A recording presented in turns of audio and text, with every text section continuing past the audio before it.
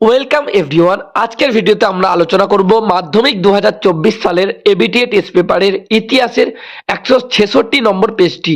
এখানে যে সমস্ত প্রশ্নগুলো রয়েছে প্রত্যেকটা প্রশ্ন আমরা বিস্তারিতভাবে উত্তর সহ আলোচনা করব। তাই আমাদের চ্যানেলে নতুন হয়ে থাকলে অবশ্যই আমাদের চ্যানেলটিকে সাবস্ক্রাইব করে নোটিফিকেশন বেলটি অন রাখুন, কারণ আমরা প্রতিনিয়ত মাধ্যমিক এবং উচ্চ মাধ্যমিকের প্রতিটা বিষয়ের note, suggestion, PDF, map pointing এবং টেস্ট পেপার করিয়ে থাকি।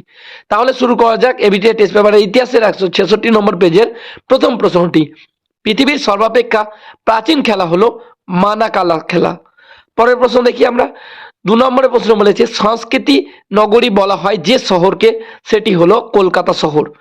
3 নম্বর প্রশ্ন, ভারতের বেকন নামে খ্যাত হলেন অক্ষয় কুমার দত্ত। 4 নম্বর প্রশ্ন, বাংলা ভাষায় লেখা প্রথম ঐতিহাসিক উপন্যাসটি হলো দুর্গেশ নন্দিনী। 5 নম্বর, ভারতীয় জাতীয়তাবাদের জনক হলেন বিবেকানন্দ। 6 নম্বর প্রশ্ন, ভারতে প্রথম অরণ্য আইন পাস করা হয় 1865 খ্রিস্টাব্দে। 7 নম্বর প্রশ্ন, যে শহরটিকে কেন্দ্র করে জঙ্গলমহল নামে বিশেষ জেলা গঠন করা হয় সেটি হলো বাঁকুড়া। পরের প্রশ্ন দেখি আমরা।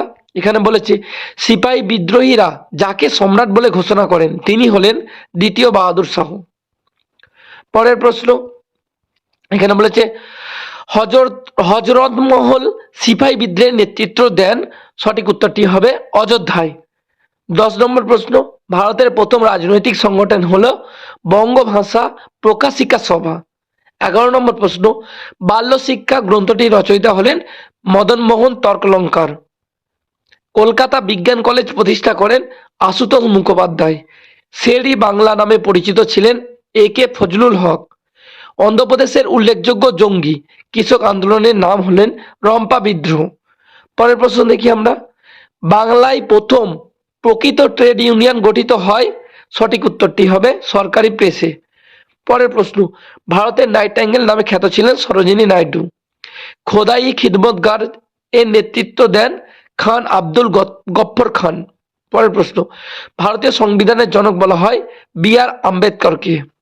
পরের প্রশ্ন, ভারতের লৌহ মানব বলা হয় সর্দার বল্লভভাই প্যাটেলকে, যার মূর্তি রয়েছে গুজরাটে, স্ট্যাচু অফ ইউনিটি নামে পরিচিত। পরের প্রশ্ন, নীলকণ্ঠ পাখির খোঁজে বইটির লেখক হলেন অতীন বন্দ্যোপাধ্যায়। এবার বিভাগ ক্ষয়ের প্রশ্নগুলো লিখতে বলেছে। এখানে দেখি, এখানে দিয়েছে একটি বাক্যে উত্তর দাও। চলচ্চিত্রের জনক কাদের বলা হয়, সঠিক উত্তরটি হবে লুমিয়ার ব্রাদার্সকে চলচ্চিত্রের জনক বলা হয়। পরের প্রশ্ন দেখি আমরা। এখানে দিয়েছে কুলীন কুল সর্বস্ব নাটকটি কার লেখা, সঠিক উত্তরটি হবে রামনারায়ণ তর্কলঙ্কারের লেখা। পরের প্রশ্ন এখানে বলেছে ইম্পেরিয়াল ফরেস্ট রিসার্চ ইনস্টিটিউট কোথায় অবস্থিত, এটি দেরাদুনে অবস্থিত। পরের প্রশ্নটি দেখি আমরা। এখানে দিতে কলকাতা অ্যালবার্ট হলের বর্তমান নাম কি, কলকাতা অ্যালবার্ট হলের বর্তমান নাম হলো ইন্ডিয়ান কফি হাউস। নেক্সট প্রশ্ন, ঠিক ভুল নির্ণয় করতে বলেছে। ভারতবর্ষে প্রথম মুদ্রণ যন্ত্র প্রবর্তন করেছিলেন পর্তুগিজরা, এটি হবে সঠিক, পর্তুগিজরা প্রথম মুদ্রণ যন্ত্র আবিষ্কার করেছিল। পরের প্রশ্ন, মানবেন্দ্রনাথ রায় ফাদার মার্টিন ছদ্মবেশে জার্মানির বাটাভিয়াতে যান, এটি হবে ভুল। নরেন্দ্রনাথ ভট্টাচার্য ফাদার মার্টিন ছদ্মবেশে জার্মানির বাটাভিয়াতে গিয়েছিলেন। স্বদেশী আন্দোলনের সঙ্গে ছাত্র আন্দোলনের কোনো সম্পর্ক নেই, এটি হবে ভুল। স্বদেশী আন্দোলনের সঙ্গে ছাত্র আন্দোলনের গভীর সম্পর্ক ছিল। স্বদেশী আন্দোলনের সময় ছাত্ররা গুরুত্বপূর্ণ ভূমিকা পালন করে।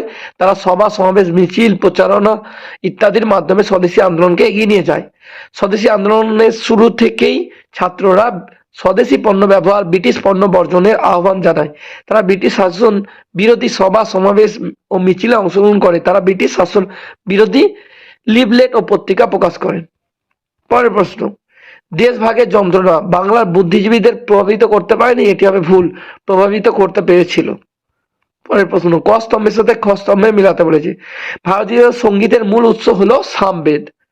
কাঙ্গাল হরিনাথ ফিকিরচাঁদ বাউল ছিলেন।